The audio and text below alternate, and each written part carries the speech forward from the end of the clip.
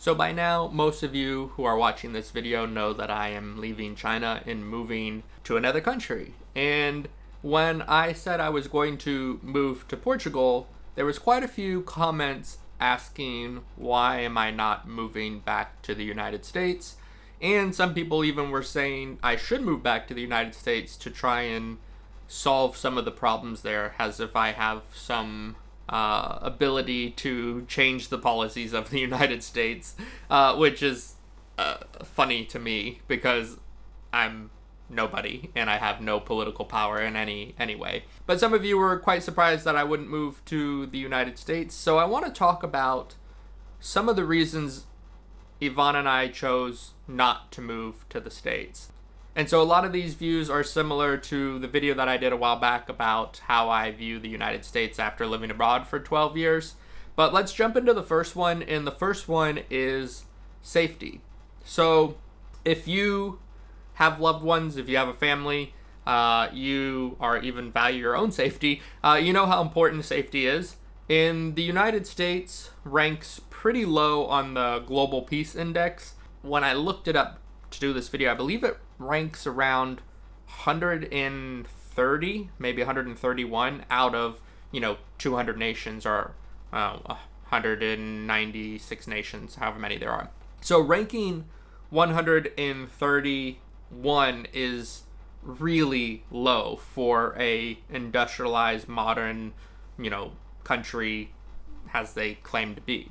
And the reason for that is mostly because of guns. There's a lot of gun violence in the United States. We know this from the news. We see this all the time, from carjackings to school shootings to a whole bunch of other things. There's a lot of problems with guns, and you can argue that it's not a gun problem, it's a mental health problem or a specific group that engages in that gun violence. But regardless of how you view it, it is happening. And so that's one of the main reasons. There's a lot of civil unrest.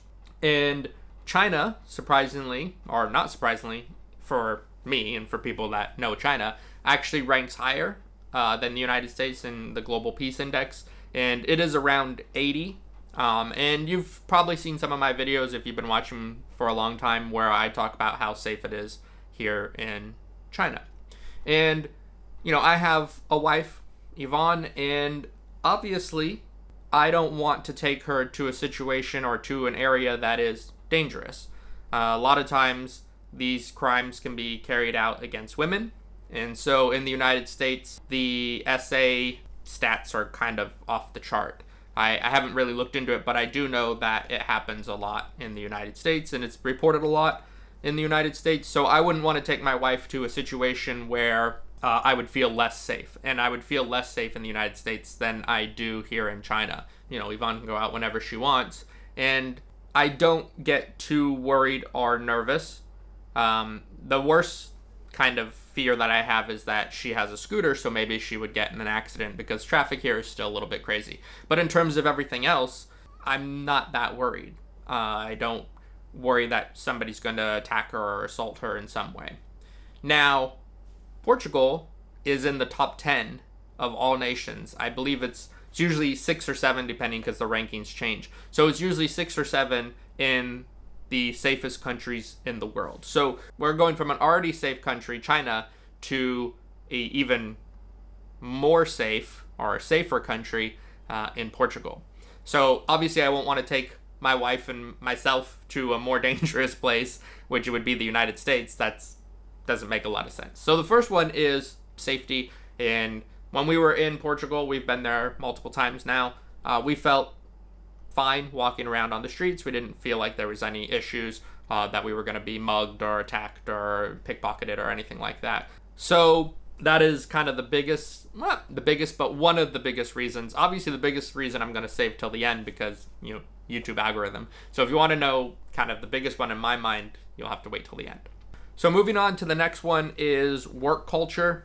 The United States is very strange in my mind when it comes to work culture. People are working themselves literally to death just to make ends meet. And there's this weird phenomenon that your value is derived from your work, and I don't want to be in that type of work culture. I don't want to work for a boss where the expectations is that you will be on call 24/7. Europe has much better laws in terms of working conditions, and I wouldn't want to go back to the United States. If we go to the United States, I'd have to get a job in order to support our lifestyle, in order to support us, and I don't want to work for an American corporation or company because I feel like the work culture is just toxic. We're also seeing that with the younger generations, Gen Z now coming in. You see this on TikTok and on Instagram and everywhere. They are not buying into that. So we have this weird culture clash between like boomers and millennials and Gen Z. And it seems like the workplace is kind of this crazy environment right now, which, you know, it's always been. Probably. I mean, I remember when I was working in the United States, it was always a little crazy, but I don't really want to go back and be under that amount of pressure from a boss and from a company that doesn't care about you and will replace you by next week if you're fired or if you were to quit. There's no loyalty there, and it's just kind of a toxic environment. So going back and working in a U.S. company is not appealing to me.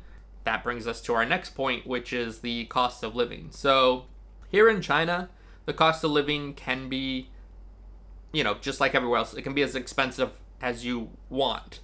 But if you are conscious of what you purchase and if you budget, you can live fairly cheaply in China. I would say our biggest expense is our rent.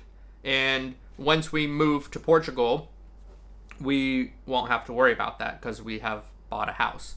So we won't have to worry about rent when we're there. And if we had moved to the United States, the cost of living is there. I was there back in like December last year, and I noticed it. I even did a video. I went around and I compared prices. The cost of living is higher in terms of rent. I think its average was around 2,000 US dollars. Like the country average was around like 2,000 US dollars. So yeah, you can get cheaper rent if you live in less desirable places. But again, you have to live where there's jobs. And so it's this whole package of, if you move back, you have to get a job. You have to essentially re-enter the rat race. And that is not really working for Americans right now. From you know, stagnant wages to work conditions.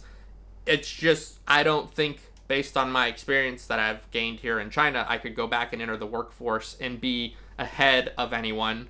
I'd probably actually be behind. So it doesn't make a lot of sense to take my family to a place that's not very safe, that the work environment is toxic, that the wages are stagnant, and that the cost of living is rising.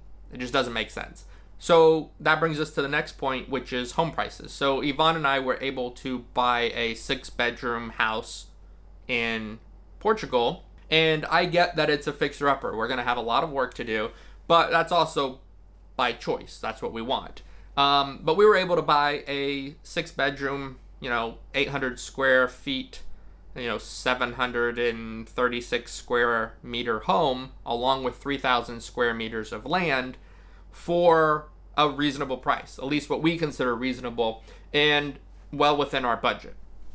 So to buy that type of house in the United States, it's going to easily cost, you know, even in the current state of a fixer-upper, still going to cost you 200 to 300,000 US dollars, somewhere in that price range. And that wasn't in our budget. Could we afford it? Sure, we could afford it. But again, it's that whole situation. I'd have to be back into work, and I'd have to be working really hard to pay the bills, and there would always be this constant need to survive, essentially. And there is no, doesn't feel like in the United States there's a lot of thriving going on. Now, there are pockets of people that are doing very well for themselves, but the overall feeling feels like people are surviving and not really thriving. You know, I keep seeing these TikToks and Instagrams where they're saying the American dream now is to move to Europe and live in a small village and, you know, have €1 coffees and, you know, buy your cheese from a local cheesemaker and, you know, buy your meat from the local butcher and have healthy food and essentially don't even live in the United States anymore. And so for me, taking my family there, that doesn't really make any sense. So the cost of living are rising. The houses are insane. If you want to rent, it's expensive. If you want to buy, it's almost impossible. I mean, how many TikTokers and YouTubers and Instagrammers do we see saying, I will never be able to afford a house? You know, it's basically a meme now that millennials will not be able to afford a house. And, you know, Yvonne and I are in that age group, right? I'm in my late 30s, and we're in that age group of, yeah, we really want to have a house, but looking at the Netherlands, which was a possibility where Yvonne's from, or looking at the United States, just didn't make sense financially. So that's why Portugal came up. And being a safe country, being one of the most affordable places, one of the most affordable countries in Europe that's still kind of like in the EU, it makes a lot of sense for us to move there. And that kind of also brings us to the next point. And the next point has to do with American culture. I was raised without television until I was about 14 years old. So in my house, we didn't have a television until I was about 14. At the age of 14, there was a big storm because I lived in Florida, a big hurricane coming through. My father was out of town and my mom went and bought a television, and then it just stayed in the house. But first 14 years of my life, I wasn't raised by television, which is very uncommon, especially during that time period, before the internet was really a big deal. This would have been the 90s, when I was, you know, before the age of 14. So those formidable years when all of my colleagues and all of my peers were watching Pokemon and Yu-Gi-Oh! And all these, you know, Nickelodeon and Disney Channel, I didn't have that. I was reading books. My parents were taking me to the library. We volunteered at the local museum, and there was a planetarium in my local town, so I would always try and sneak into the planetarium and learn about stars. I don't really identify with the American culture. I don't feel comfortable in the United States because the culture is basically around a couple of things. One is sports. So many men will get into football or baseball or basketball, and that's kind of how they center their personality, is like, I'm a fan of the Raiders or the Green Bay Packers or the Patriots or, you know, whatever other team. And that is kind of what they live for. They live for their weekly game, and that's what they talk about, and they know ridiculous stats about players that doesn't actually affect anything. Or you get into like celebrity worship, where there's a lot of people who are like into reality TV and the Kardashians, and like they're into like TV and watching the latest show that's coming out. And that's not community. That's not culture. It's entertainment that is disguising itself as kind of a cultural thing, and it's really not. So when I go back, people are talking about television shows, and I'm like, didn't watch Game of Thrones, didn't watch Breaking Bad, didn't watch The Walking Dead, know of them. But when you're breaking down episodes and saying, do you remember what happened in this episode? I'm like, I didn't even watch that show. Or when somebody's like, oh, you know the batting average of this, you know, pitcher?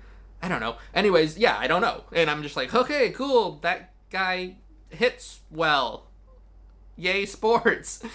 So going back, there's not really anything for me in terms of like the culture. And those are kind of the bigger ones that permeate through the whole United States. You could say there's local cultures for each state or each city, and I'm sure there are. But again, there's no kind of unifying thing that pulls all of the United States together that says we are Americans and this is what we kind of stand for and this is what we believe in.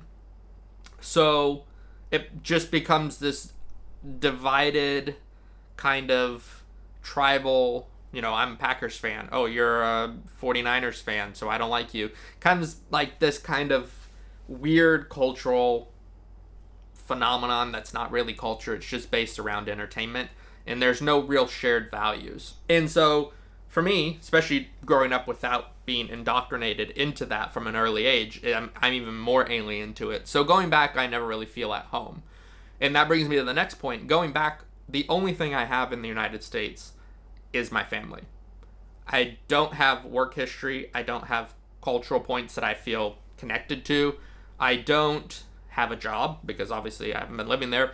I don't have any real money. I have a bank account, but it's got like no money in it because again, I'm not living there. So it's just backup. So if I do travel there, I have a bank account. But there's like no money in it. So the only thing I have is family, and my family is spread across the United States. I have people in Montana and Virginia and Florida, and extended family is Washington, all over. And never really been that close, especially as we've grown older. We've kind of all been independently minded, I guess you could say. We've kind of all gone off and done our own thing. And so it's just like, what am I going back for? You only have one life to live, and you have to live it for yourself. So when I made the decision to leave China, along with my wife, we said, well, where would we be comfortable? Where would we have hopefully a good life? In the Netherlands, same thing with the United States. Cost of living, home prices, things like that are too expensive. And for the United States, many of the reasons that I'm saying now. And that kind of brings us to the last kind of most important reason in my mind is moving back to the United States and reintegrating into that system is essentially saying that I agree with that country. And I don't. And the American government, I think, is extremely flawed at this point in time. Does that mean it can't improve? No, it can definitely improve. Does that mean it's been bad its whole time and the existence of it is bad? No, it's done great things in the world. But at this moment in time, I feel like it's completely corrupted. All the politicians are corrupt through lobbying, from, the local government all the way up to the president. And it doesn't matter which president, all of them. Because you don't become president without being bought, essentially. And the way that you're bought is through your lobbies. The lobbies come in and say, we will help finance your campaign. In return, we expect X, Y, and Z. Now, it may not be so direct, or maybe it is, because I'm not in politics. But, you can see that the Supreme Court is bought with Clarence Thomas. There's examples of him just absolutely being bought. And he's like, yeah, I'm friends with billionaires, and what are you going to do about it? I've been appointed for life. So the whole system is corrupt from the bottom to the top, and they support wars directly and indirectly, and they have been forever.